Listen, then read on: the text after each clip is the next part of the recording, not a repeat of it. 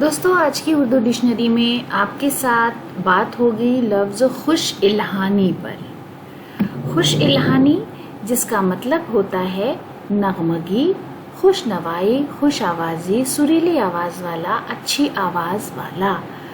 सुरीली आवाज़ होना, स्वर का अच्छा होना, मधुर स्वर, रसीलापन, श्रुति, माधुरी। तो यानी जिसकी आवाज़ खूबसूरत है, जिसकी आवाज़ में नगमगी है। Sweet singing, tunefulness, good voice, melodious और मेलोडी जैसे अल्फाज इसके लिए हम इस्तेमाल करते हैं। जुमले में इस तरह इस्तेमाल करेंगे, मौसम बहार में बुलबुल की खुश इल्हानी से लुत्फ़ अंदोज़ होने का अलग ही मज़ा है। यानी जब बहार का मौसम हो और बुलबुल कहीं बोल रही हो तो उसकी खुश इल्हानी यानी उसकी आवाज़ में जो नगमगी है वो बड़ी खूबसूरत मालूम देती है।